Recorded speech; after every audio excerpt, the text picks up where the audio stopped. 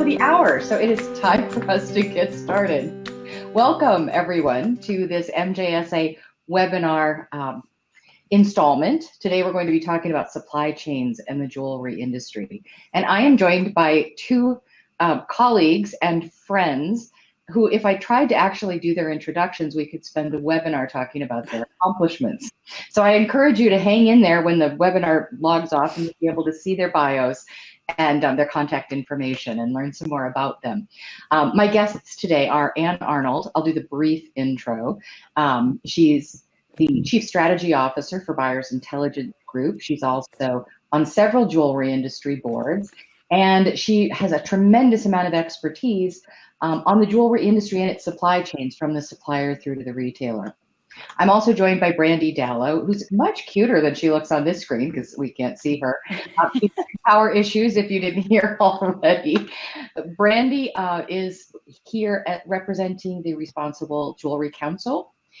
She also has a consulting company. She has worked in the diamond sector of the industry extensively, and also serves a lot of different jewelry industry associations. So these are my guests for today.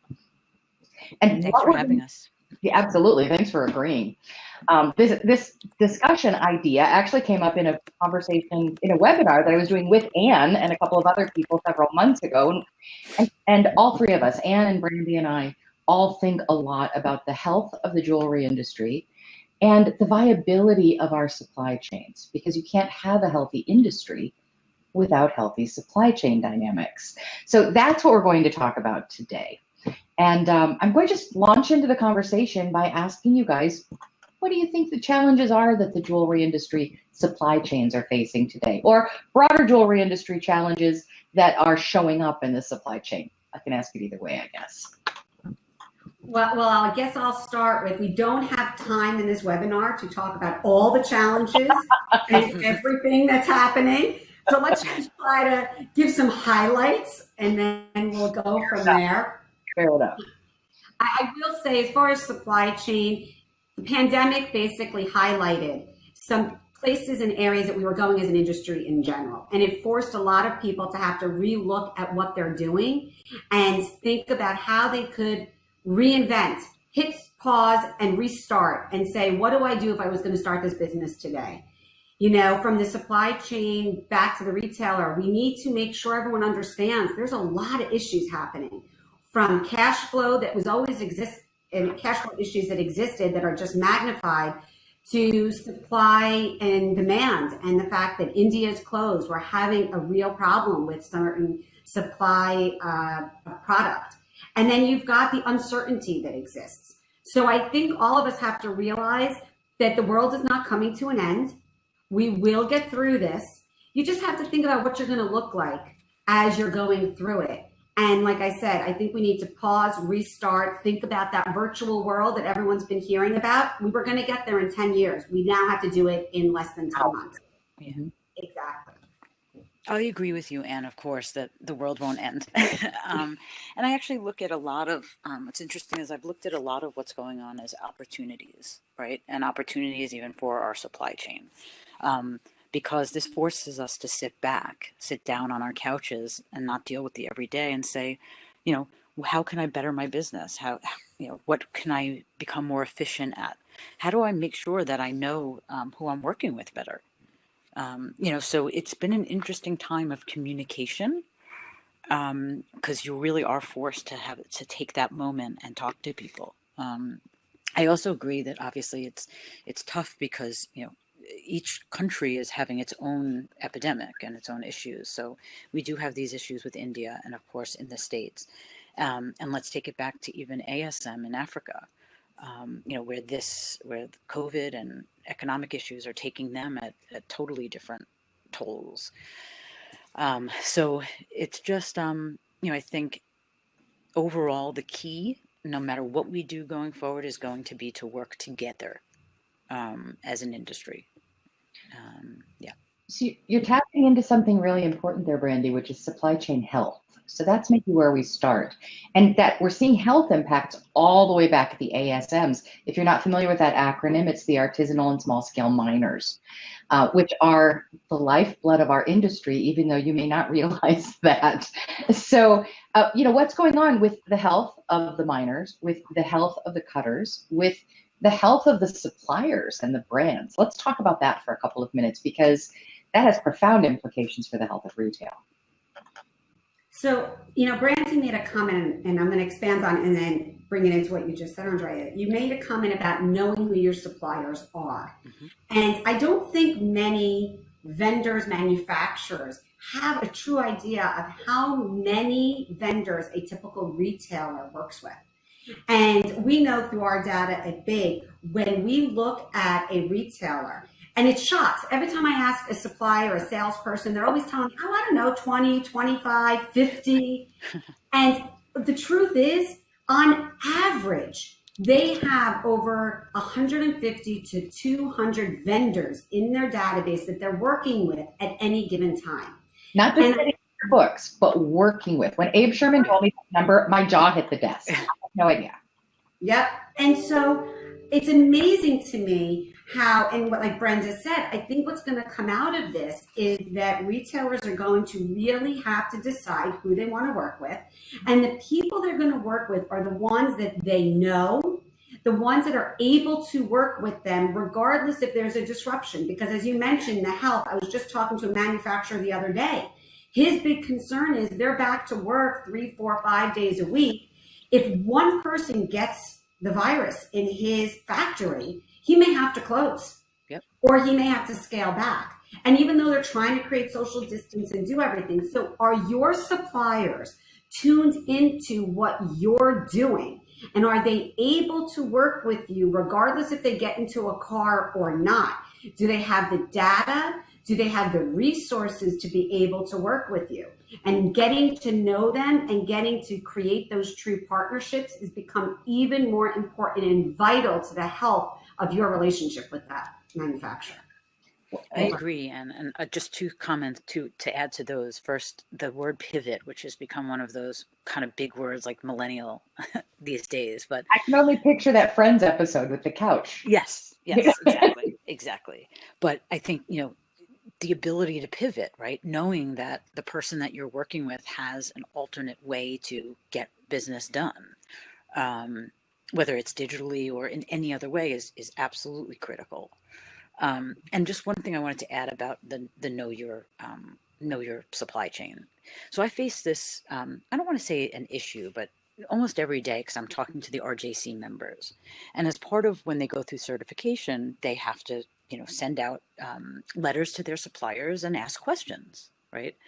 And I get almost every time, well, Brandee, I've got about 80% have written me back, but there's this other 20% and they just either don't want to or I don't even hear from them. And my response to them is always, then why are you working with them? It is so critical. If someone is not willing to answer your questions and you're not looking for major information here, you're just making sure that the basic supply chain due diligence is done, then do they really belong as your partner? What else aren't they doing, or what else aren't they being? Exactly. And that goes back, there was a webinar done just the other day. I was watching it through the diamond industry, and they were talking about data. And what they were saying is the importance of having data to understand not only what's happening globally, but within that relationship. And if a retailer, we're at the point now, we're past the point of, I don't want to share my data. We're past that point. Because at this point, no one has the secret formula to Coke, okay? And no one's going to get that formula and be able to somehow blow up your business. You have to start looking differently at what that means to share data. You need to do it in a trusting way with a vendor-supplier relationship that you trust. You're not going to want to do it with someone that you're afraid is going to take advantage of it.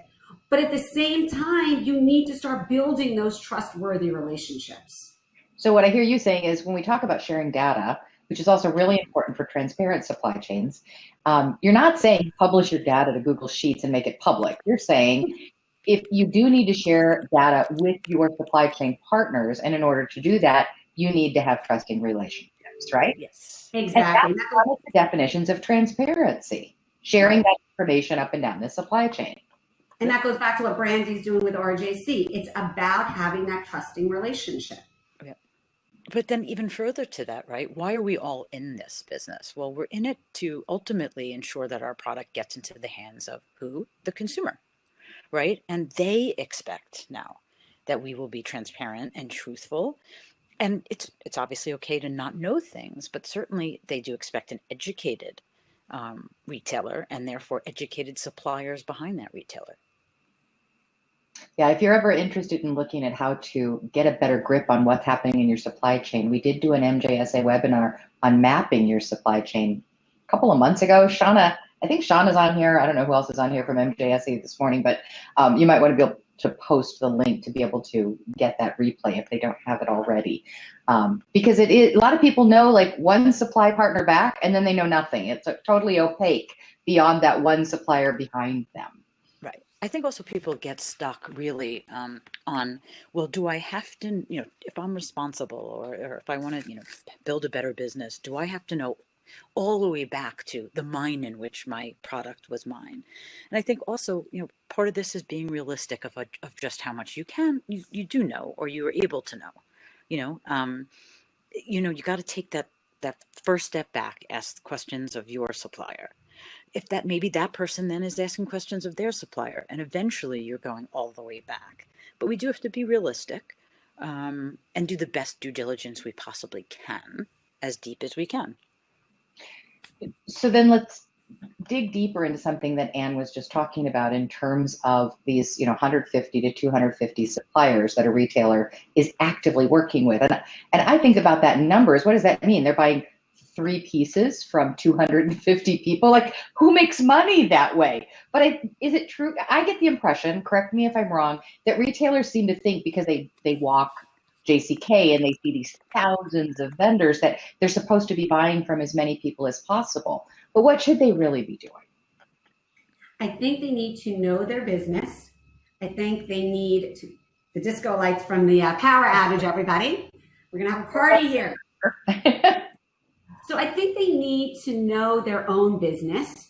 They need to be comfortable with their own numbers and understanding what they need and what they don't, especially going, for instance, short term into fourth quarter. You need to really have a handle by price point, by category, what exactly you have in stock, what can you re-merchandise and utilize your own stock with, what are your best sellers, and make sure you reorder those now. People are not going to have product to ship you in November and December. We're hearing that over and over again. Stock up on your best sellers now.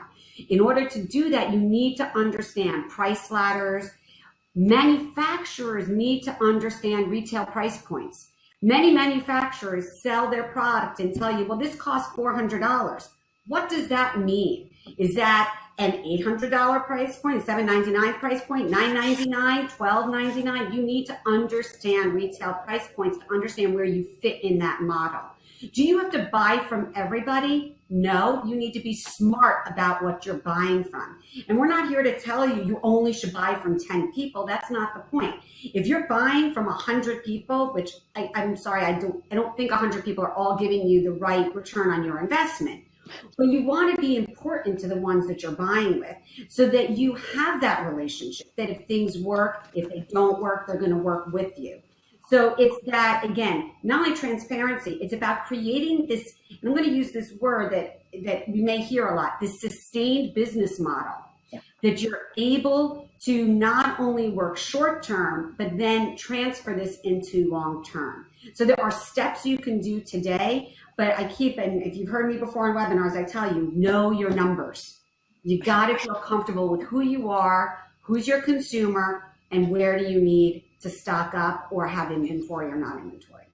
I also think I know this is way more your area, Ann, but just, giving 2 cents, we also have to think about the consumer. And something we forget often is we're consumers too, right? So what do you think about when this is quote unquote over? how are we going to shop, right? What will we be looking for? Are we going into a jewelry store and looking for the same stuff that was pre-COVID, or are we going to look for something that's different? Because we've been in our homes for 6 months or whatever it is, and we want something exciting. So I think it's important to sort of, dig into what's your consumer base look like. Yeah, it's interesting you said that, Brandee. I read an article just today, this morning, and it was a summary of a McKinsey report about the top things that are going to stick after this pandemic. And some of the things they were talking about was the change in the importance of the hygiene at different locations and where people feel comfortable or not. They also talked about the fact that more people are much more comfortable shopping online now and shopping virtually. So if you are not prepared to have virtual conversations, and that means B2C and B2B, you have to start rethinking and looking at your strategy. You can no longer use the excuse, I don't have nice images. It's right, time totally. to get that. That was 10 years ago. Now, if you don't have the proper images, invest in it. That's your investment for 2020. Plus, we have a beautiful product. We're not selling milk, we have every opportunity. We want to, just like you, I'd want to look good if you could see me right now. Same thing. We want, the best possible consumer facing image we can have. So let's talk about the middle of our supply chain for the moment. And because our vendors are struggling, and Ann, you might have some insight on this because I know you sit on the board at JBT, but vendors haven't been getting paid, or a lot of vendors aren't getting paid. So if all of our vendors start failing, retail can't do very well. And if we ended up with only 3 or 4 major vendors and that was it, it wouldn't be healthy. So what kinds of things what kind of conversations do we need to be having between retail and supply to get this supply chain stronger so that we can progress into whatever's next? Cash flow has always been an issue. I know that June and July happen to be really good months for many retailers. Yes, everybody bottomed out March, April, a little bit came back in May, but the numbers are showing retail is strong in June and July. And I know people are gun shy, but you have to, as you said, Andrea, remember your suppliers. And it's about the conversation. I've always said this, pick up the phone, talk to your supplier. If you can't pay them the full amount you owe them, start going on a payment plan. At least send them something every month. Remember, they've got employees they have to pay. They have their own suppliers they have to pay. So it's important that we keep everybody healthy. We're not looking to hurt anybody. So keep making sure you keep those lines of communication open between the vendor and the retailer so that you all know where you are and what position you're in. Well, and then I'm also, like I was saying earlier, I think it's so critical about this about communicating. This is a great time to build relationships, and check in on people and find out what's going on. And at RJC, obviously we're facing the same issues as the rest of the industry, and people are struggling to, pay their staff. But that's a conversation right there to have. What's going on in your business? When do you see it moving ahead? I mean, look about all the information you can gather that will help you make better decisions just from those simple phone calls. and I always tell people you don't need all the customers, you just need the right customers. And it might be the right time to start narrowing down that focus so that if a retailer can't afford to work with 150 different suppliers, it's time to say, okay, which are the couple of suppliers that I really am committed to help me get through? Abe's pointing out in the chat section that retailers are hoarding cash because everyone's afraid of another shutdown. So this fear reaction that we're having, where if everybody holds on to their own cash, there's not going to be an inventory supply coming through. And consumers don't care what's happening in the supply chain. They do care what happens all the way back in terms of environmental impact and sociological impact, the human rights aspects. But otherwise, they don't really think about, well, there's this supplier that didn't get paid and a bunch of suppliers didn't get paid. And now no, they just see retailers that don't have fresh inventory. So has to be conversations happening so we can be moving inventory through. How can we help the rest of the industry? Like, what could we, attendees on this webinar, be doing to help increase this awareness of the fact that keeping the supply chain healthy right now is part of surviving a downturn? I think you look at each one of us, we're all our own individual brick, and together we create a foundation. And so with us all communicating and starting with ourselves and doing it to ourselves, if anyone on the call has clients, talk to their clients. If you're a supplier, pick up the phone and speak with your retailers. If you're a retailer, pick up the phone and start speaking to your suppliers. We all have to start somewhere, and it starts with ourselves. Yeah. And as I said in the beginning, there's so many opportunities now because you have the time. So whether it is reassessing your business for what kind of inventory you have, or looking at your supply chain to figure out, what are there any abuses going on within it, or what are your vendors, where are they buying from, etc. Now's a great time to do that. Brandee, a question for you. I'm wondering if you guys are discussing this at RJC. Consumers are suddenly aware of the fact that the air cleaned up when everybody stayed home. Yeah. But now they're also and there's that heightened sense of, oh look, something can be done. We don't, things could change, and they can change really quickly. At the same time, on the less positive side, we're getting a lot of news about the way upstream supply chain members being hurt by food insecurity and political instability that's happening because of all of the financial instability, and it's affecting the gemstone and metal, not so much large metal like gold and platinum, but this, the mostly gemstone. I would think I'll let you weigh in on that. Consumers are starting to hear about the pain in the communities where the mining is happening. Do you think that we need to be more cognizant of this now, and how should we be addressing it? Because it's a supply chain issue that gets all the way through in a very emotional way. Yes. I mean, Andrea, obviously, I've always felt that we should have been starting this years and years ago, right? We should be concerned about where our products come from, and what's happening to the people on the ground that we're working with. I took a trip, God knows how long ago, to Namibia, and I remember having a conversation with a miner who absolutely could not understand why we spend a lot of money on marketing on this end. And I stood on a chair literally and said, because you won't, if you have to get that out of the ground, I have to sell it. We're all connected. So I think it's incredibly important that we all get into action. Being sustainable is a present and future goal. It's a journey. It's something that you have to sort of step on and decide at what level. And again, you may not be able to know the people on the ground who are having the food issues, but maybe your supplier does. And maybe you connect with that supplier because you want to do something to help. But we all have a place in the journey and on the supply chain.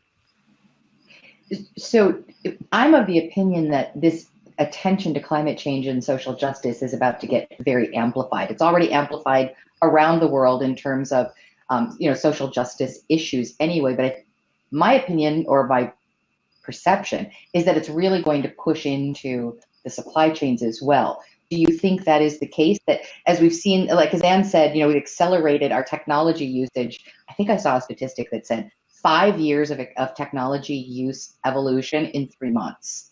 Wow. It seems to me that this awareness and concern about climate change and social justice is also about to go through an accelerated phase.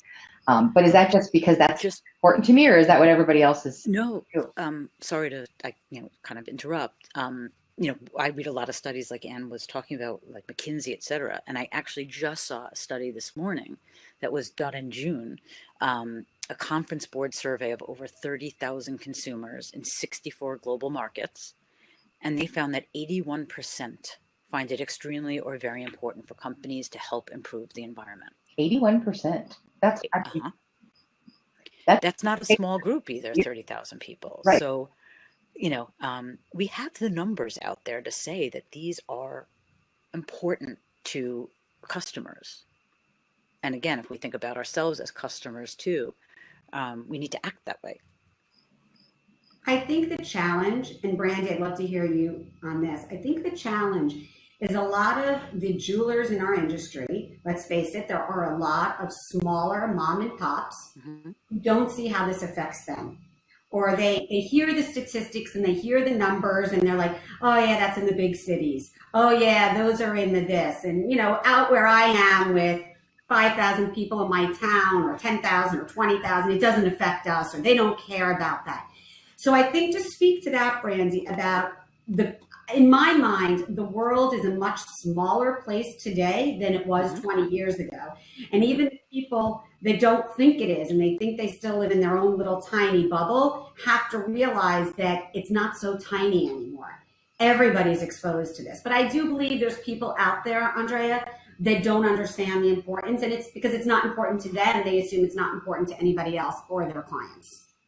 Right, right. But it's important also, but it's important to the younger employees, if you think about it, right? We know that younger people care about this stuff. So even if you don't recognize it, or you don't quote unquote see it, right?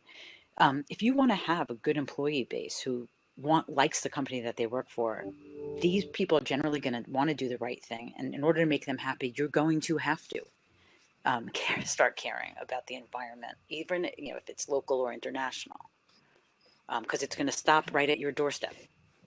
Yeah, I agree. And I always say, you don't need to be the follower, be the leader in your community. If you think that it's not being talked about around there, it will be, or at least they're not talking about it in public. Show everybody that you're one of the leaders rather than waiting for it to become important and now you're just jumping on the bandwagon. Yeah. Sort of pass on wager. I can't go wrong by doing the right thing, but I wish later that I had done it differently.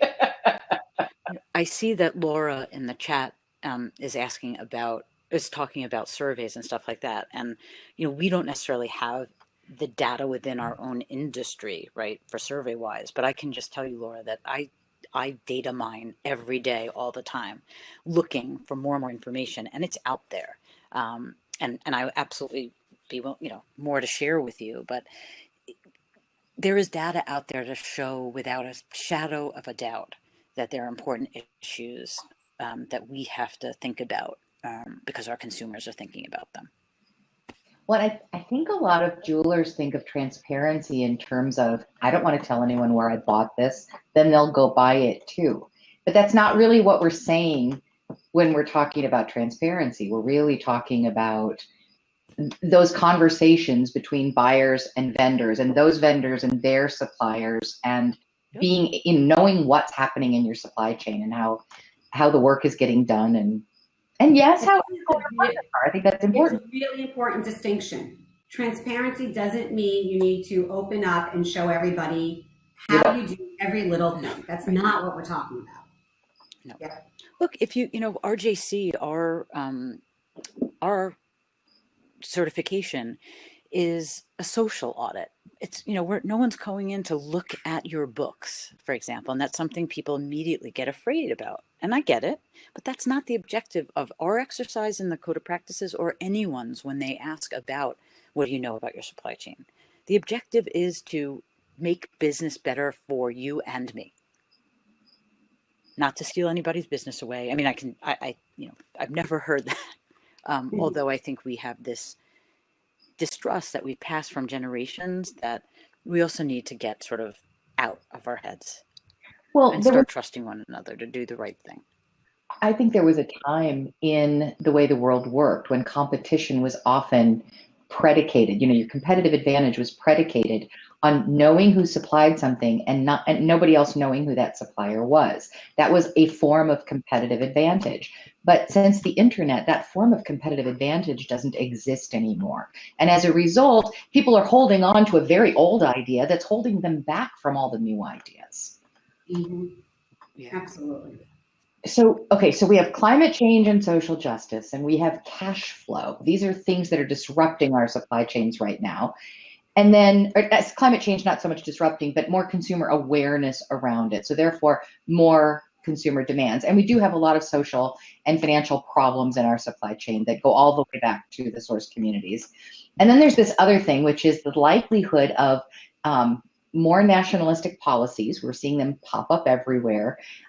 Trade wars, trade interruptions as we have intermittent shutdowns while the pandemic plays itself out. How is that going to affect our supply chains? Because we are a very international community. We are, and I know that some of the manufacturers I'm speaking to here in the States, they're stocking up, call it, to make sure they can meet their own demand and to make sure they have product on the shelf. You need, again, it goes back to communication. You need to know who you're working with, what they're capable of, if they're able to handle it. And then the transparency goes beyond that. So, it's funny. We built this system and we called it Brand Share, and we built it about 10, 12 years ago. And it was an idea that came too soon. And the idea was, let's have all of the inventory in one place. So that way, if a manufacturer can't get you an item, you just look to see who else in the country has it. And listen, I'll call you up, I'll send you an email and say, hey, listen, I really need that piece. You've had it for 1,000 days. Can you sell it to me? And when we introduced this, 10 years ago, like I said, it was an idea that came too soon. And it's amazing over the last couple of months how many people have been asking us, can you turn that back on? Can you do that? So I think we need to look at what can we do and solutions that we can do within the industry and think about, again, Brandee said it at the beginning, who is our customer? It is the consumer. So does it matter how the consumer gets what they want? No. And if we all have the ability to help each other out, okay? And if I have something sitting there for 1,000 days that has never had anybody look at it, and you need it, I'll sell it to you. It helps me with cash flow, it helps me with aged inventory, and it lets me get everything moving. So I think that starts at the brand's level even to help facilitate these types of conversations in allowing their partners to think of themselves as a team rather than as an individual store. We're a team. The industry is a team, and our goal is to make sure that the consumer loves jewelry so much that they keep coming back for more, not that they get frustrated. Right, not that they can't find something. So, I'm going to be a politician for a minute and not answer your current question, just because I want to go back to the last one for a quick second, because you do talk about environment, and there's this new term, ESGs coming about, and what I'm finding is, we obviously have an issue in this industry with financing and with cash flow and money, right? But we also have an issue with being able to prove to banks and lenders and investors that why should they give us money? Well, now more than ever, and I wish I had the statistic in front of me. I apologize, I don't. But I went to this amazing NYU event in March with Mark before COVID, and all we heard was from the investor community is they are barely looking at companies if they don't have an ESG or a CSR policy or aren't working in this area. They're not. It's, you are automatically out. So where does that start you? Well, banks peeled out of the jewelry industry. As of about 6 years ago, we had one major bank that was willing to do anything for us, and that wasn't much. So it goes to what you're saying, Brandee, about the fact that you need a corporate social responsibility policy. And it also goes to what Ann is talking about. One of the reasons the jewelry industry has not been fundable is because we don't have good financial transparency. We don't have good inventory policy and planning. These things are missing, and they're leaving us out of the cash availability world. So Ann gave us our segue a minute ago to start talking about the tools. So what kinds of things do we need to be doing as businesses that make us healthier individually and prepare us to be part of a healthy supply chain? I think there's many tools out there, and we have to think about how we can use them together. And it's funny, we have a platform called Together, and I didn't mean to bring it up that way, but if you think about even how we've evolved as far as selling, to sell, whether it's to vendor to retailer, retailer to consumer, right? We traditionally are waiting for someone to walk into the store and either sell to us or we sell to them. We have to change that. Well, it's great if a retailer goes and creates and starts working with a virtual platform. That's great. It's great if a vendor goes and starts working with a virtual platform. But how much better is it if we all work together and on the same platform, the vendors can provide images that the retailers can now use. They've got great images to show to their consumer, and that can be populated with the vendor's on-hand inventory so that they can enhance their own on-hand inventory with what else the vendor has for delivery. That's a simple example. I mean, we always hear even omni-channel, and everyone thinks they know what omni-channel is, but the truth is I don't think many even understand what that concept means. It doesn't mean just having a website. It means creating that experience. But to do that as an industry, and we see this even like with blockchain and trying to look at supply chain transparency going back to source communities, you have to have computer systems that are modern enough, that's a really important phrase, to share data.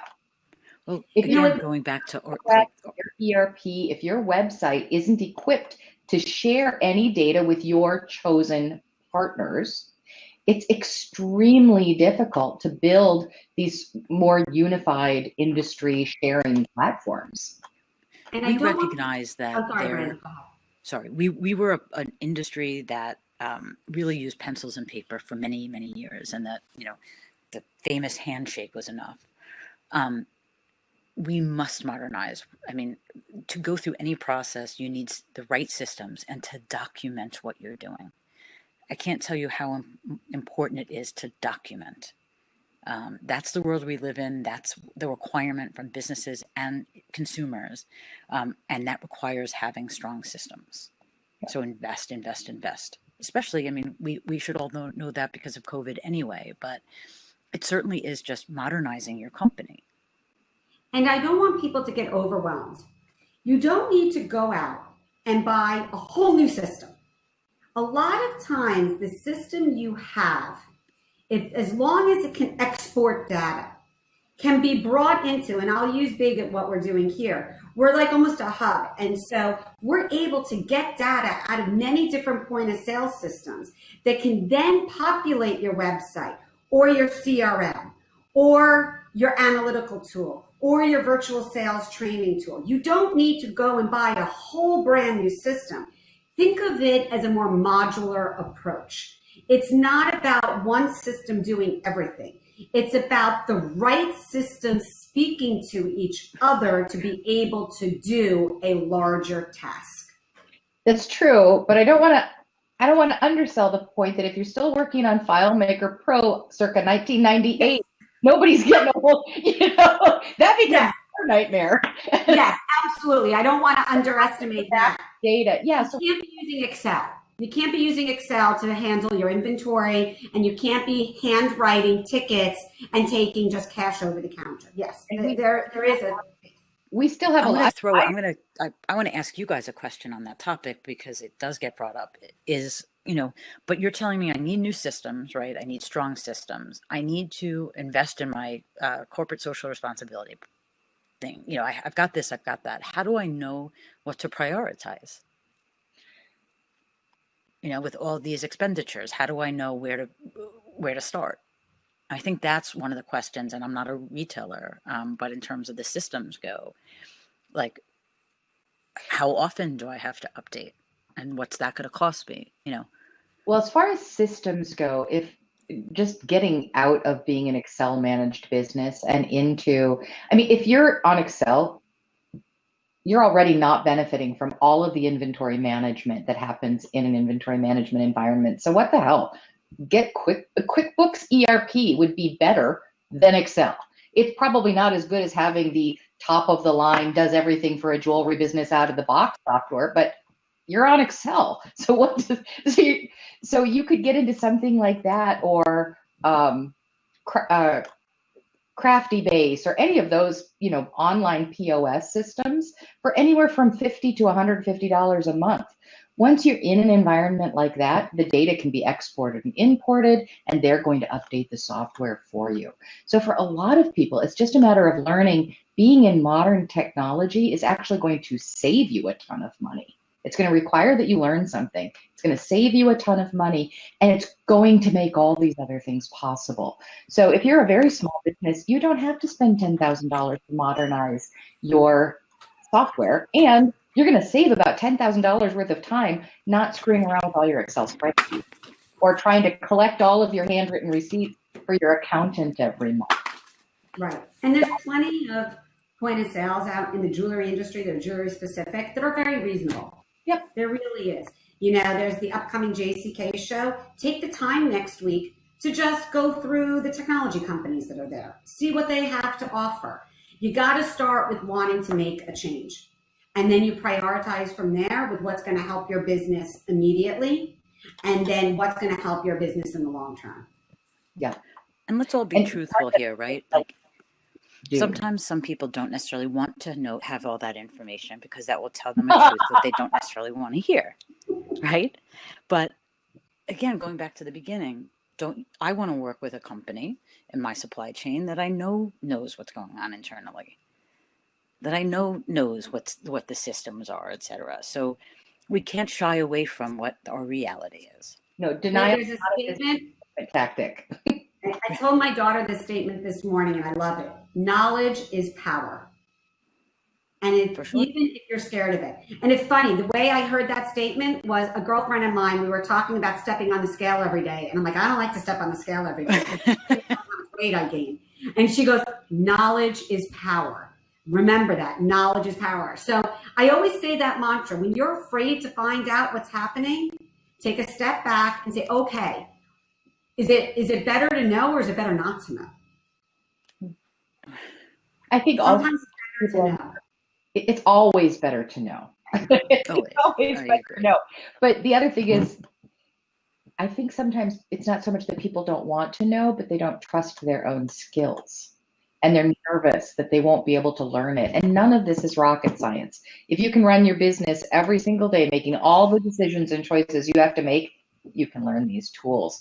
So let's also talk about the number of associations and organizations that provide tools to help you, right? Like, I can name an organization that could help you with, all of this. It's out there. And in a lot of cases, it is, and I've said this in many webinars, it's open source, like our JC's COP. Like, even if you don't want to go through it, the information is there. So look at it, use it.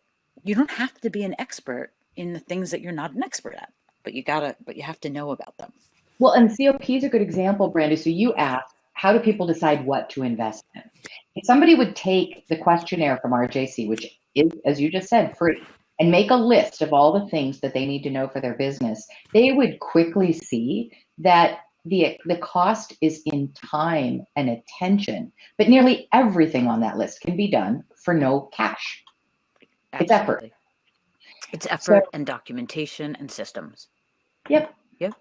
Look, there's people ask, first question, why do I have 2 years to get certified? Is that because it's going to take that long? And my answer is always, no, it doesn't have to take that long, but it's a matter of how much time and attention you're going to put into it. What can you do? What size business are you? How dedicated are you? So you could take a provision a day, or you can take the full 2 years. But you have to put in the time. It's time. Yeah. Okay, so we know we need at least modern computer tools to share information with it. We can get on the phone with our vendor and we can share information and talk about what the plan is. That all works well. But when we can share data, to me, data sharing is a critical part of supply chain health.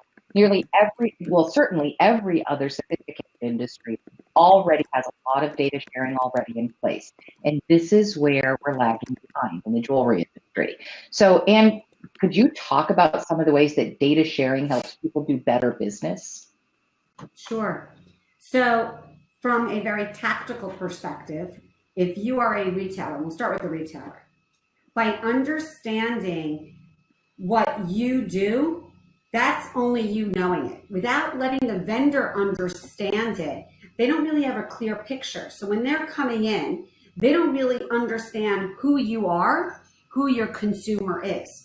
From the vendor perspective, the days of walking in and opening up a case and say, look at these pretty new earrings I created, those are done. A vendor walking into a store There's a book, it's called The Challenger Sale. And if anyone hasn't read it, I tell you to please read it. It's amazing. It talks about a different way of selling. It talks about becoming more of a consultant rather than a salesperson. You need to care about your customer. You need to understand your customer and who they are, because it's a much more powerful perspective to walk into a store and say, I have a brand new collection. That collection hits a retail price point of $1,000 to $1,500 in ruby earrings. And I know you sell ruby earrings between that price point every day. So you know, you've now identified that's who the consumer is. You've identified that that's what the client needs because they don't have it in inventory. And you've solved a problem that they have.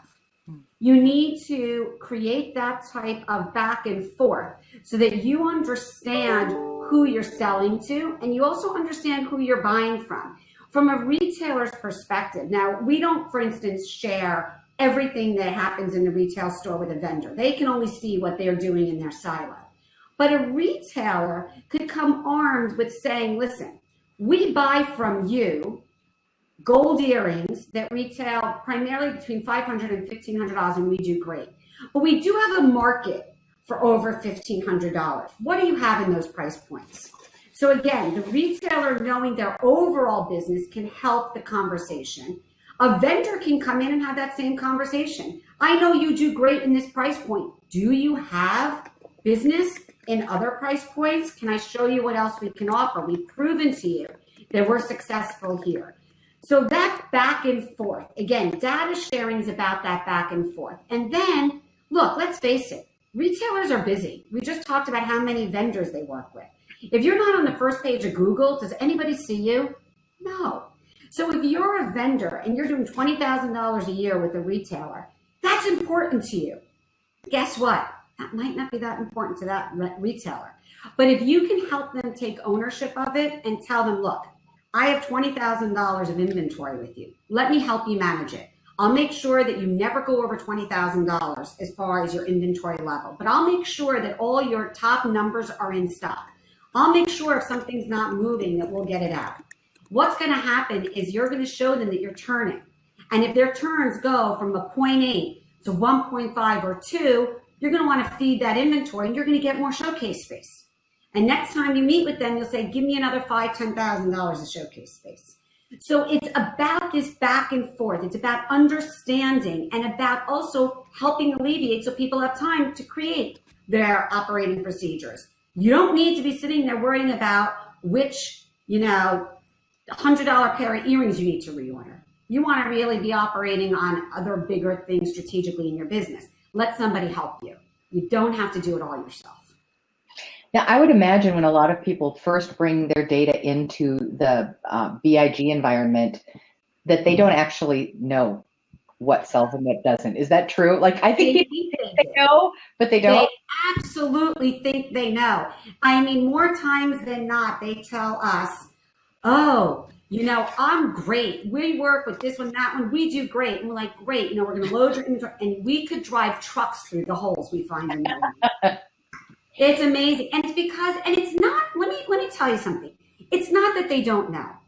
It's that a lot of the systems were meant to answer a question. A lot of the POS systems are meant to answer the question, what happened yesterday? How did we do? What did we sell?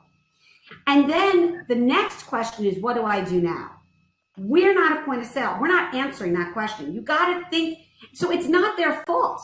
They just can't get to the data the way that maybe they need to look at it to analyze it, or in an easy way. So when we come in and we're able to show them this, a lot of times like, oh, okay.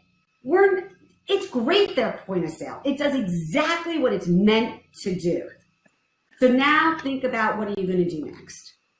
So I worked for a little while, as you know, Ann, in a retail store in the town over from me, Larchmont. And I, there's no way, I did it to learn, because you have to understand what's happening. One of the best things that they did was they had a system where every day at the end of the day, the staff would put together an email to the rest of the other staff about what happened that day. with, with customers, even a little bit about what conversations they had, what they looked at, etc. So, of course, there is a formal system that she has behind everything, but every staff member would read that the next day when they came in, and they had a better idea of what were people looking for, what what was happening out there. So that small document was knowledge, and it made a huge difference. Then, of course, you need the knowledge you're talking about, but start at that at minimum. Yeah, it's use of narrative to bring forward history. Yeah. That's it. We talk about data, and everybody thinks, "Oh my God, I'm not good at math." No, data is information. Well, it's information if we use it and learn from it.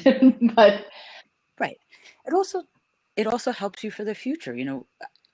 We talk about this a lot, but you get someone in the door, right? Okay, so I sold them this bracelet, but they also looked at 3 rings. So you know what? Next time that person walks in, I want my whole staff to know that there's an opportunity for a ring sale. Let's bring that person over to that case and say, I remember you liked this the last time. Why don't you try it on again?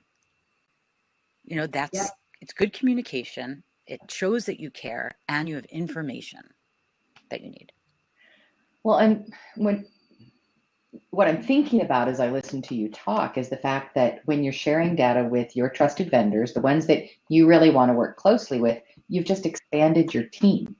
So instead of being so fixated on what you don't have time to do, you're taking your vendors and saying, okay, you're my team member on this line. You help me manage and if they don't have data from you, they can't help you with that. And then your team goes from the people that you're worried about payroll on every week to the extended team of all of your vendors. And that's how supply chains get healthier. Mm-hmm. Yeah. Absolutely. I also think we need to do a little bit better at looking out at the buyers of our product, whether they be, retailers from a supplier or a consumer, to the retailer. And assess what their needs or their wants are before we even begin creating product, right? Instead we generally do it the other way around, where we create and then we have this big inventory and we send it out. When we have information about what that person down the supply chain may want, why aren't we creating for them? Well, and it's interesting, Brandee.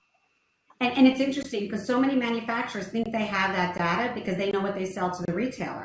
But they don't have that data because they don't know what the retailer's selling to the consumer. Right. It's sell-through. It's a shift in our mentality. I know some vendors that have changed their entire commission and internal pay structure to start paying people on sell-through rather than sell-in. And that's a vendor, not a retailer. It's a vendor that is concentrating on sell-through. It's so important. So powerful. It's so powerful. But it forces us to have more respect for the partners up and down the supply chain, to have more respect for what the customer wants versus what we fell in love with at the trade show, to have more respect for the knowledge the vendor brings, to have more respect for our vendors, to bring them information that they can do a better job, for the vendors to respect the retailers. Like when I hear conversations in the industry about people complaining about the retailers or complaining about the consumers or complaining about the vendors, all I think of is all we're doing is breaking down our industry. I think we need a better tone, a better respect up and down the supply chain. I can't agree. Andrea, to your point, think about the diamond industry. People think of that as 2 layers above, right? The cutters or the rough that comes out. They kind of know, they don't know. All right, so how are they using the data?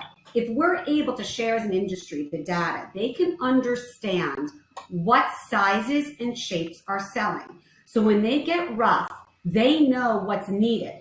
That helps pricing and that helps supply and demand. If they don't, they're going to be cutting product that may not be needed further down in the supply chain. How do we give them that information? Data needs to be shared. If they don't know, they're going to go on their gut instinct of what happened last year or 2 years ago. We live in a different world and a different time today, everybody. We need to be able to be giving that data up the supply chain, because especially nowadays with limited supply and limited ability, we need to be able to cut what's needed and what's necessary rather than just what we think we need. And we're going to have to do it fast. You know, we're going to have to be a lot more expeditious as well, right? Especially as we've all been stuck in our homes, etc. You know, that massive sort of exodus as we started to see, and then people had to go back again. But it really is this mass exodus out. You want to be normal. You want to do those things. So we have to be able to react to what people want. And when we're prepared, we can, not just reacting to what people want, but to what people can do. So, you know, companies that were already on top of their online game were able to quickly switch to selling online. They didn't have to start with building something new. Or I think about by early April in the responsible, jewelry initiatives, and there are several of them, there were already campaigns to make sure that ASMs that were being found to be food insecure as the pandemic took hold, programs were already in place by April to support them. But it's because we've been paying attention already. We already had those communication networks in place. 6-7 years ago in the jewelry industry, we never would have been able to react so quickly. So preparedness makes you able to react quickly. Yep. I do like your comment though about sort of, you didn't use the term, but about attitude, because I do think that's really important, and it is something that definitely, you know, I have to strike a balance with not getting too down sometimes when you hear a lot of industry people get negative, you know, and talk about the difficult times. There are a lot of positive things, and we need to infuse some of our positive, optimistic outlook out there, and better things will happen. I mean, it's a weird time, but complaining about it being a weird time isn't going to change it. So I'd really rather spend more time focusing on what's working. You know, there's no benefit. Let's take the time to work on the business, since we may not be able to be in the business all the time. Yep. Because the jewelry industry has always survived every imaginable downturn, including the Great Depression and the last pandemic. So there's no reason to think we're not going to be fine now, but we can be better. We can be so much. Yeah. And I refer to Mark again when I say, he always says, we can do gooder. Do gooder. Yeah. And we can do gooder in all areas of our professional lives. Okay. So if I kind of wrap all this up in a package, everybody's struggling right now and nervous about the future. But if we all retreat to our little corners and stop communicating, that's just going to stop the flow of goods and cash. And that really won't be healthy for the industry. And as the industry goes, we individual players go. So we need to be communicating more effectively up and down the supply chain. We need to be focused on who our key partners are going to be instead of trying to spread, $10 around to 200 people. And we need to modernize our tools and our thought process around how we share information to be more successful. And we need a better attitude. Yeah. That's what did I admit?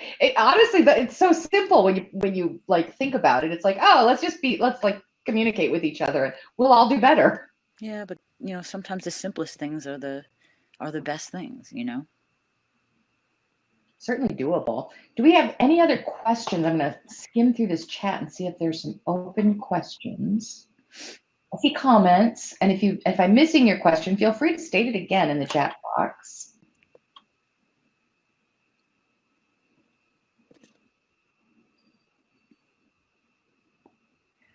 Oh, Carol,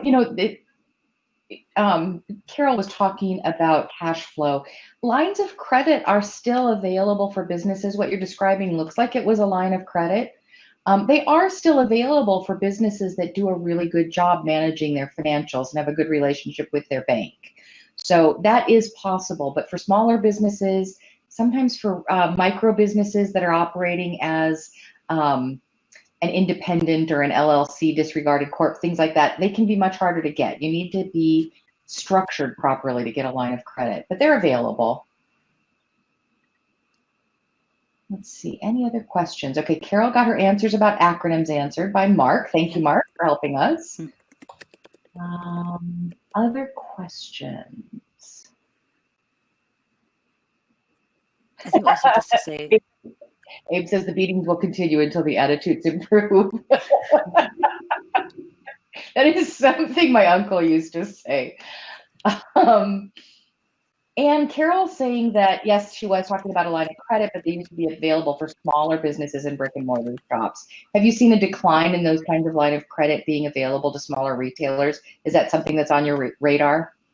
I will say I'm noticing that some of the smaller banks are much more receptive. Rather than going to a more regional bank, there's plenty of these smaller banks that maybe have a few branches nearby, and the local branches, the local banks seem to be more willing to work with the local businesses. So if you're looking for a line of credit, rather than going to one of the big guys, and even when I say big guys, regionally, locally big guys, look for some of the smaller banks and see if they are more receptive. Good advice. So while I'm looking for last questions, Ann, Brandee, parting thoughts?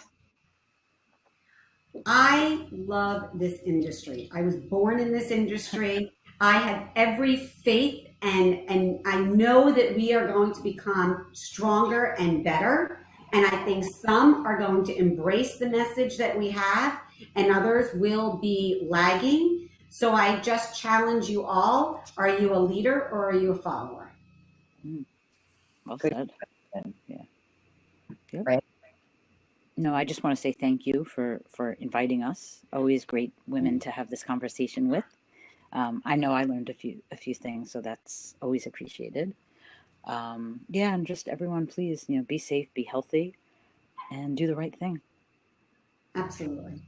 Well, I want to thank both of you. Ann and Brandee are two of my favorite people in this industry, and I too learn something every time we talk. And I know you're busy, so thank you so much for joining me on this webinar.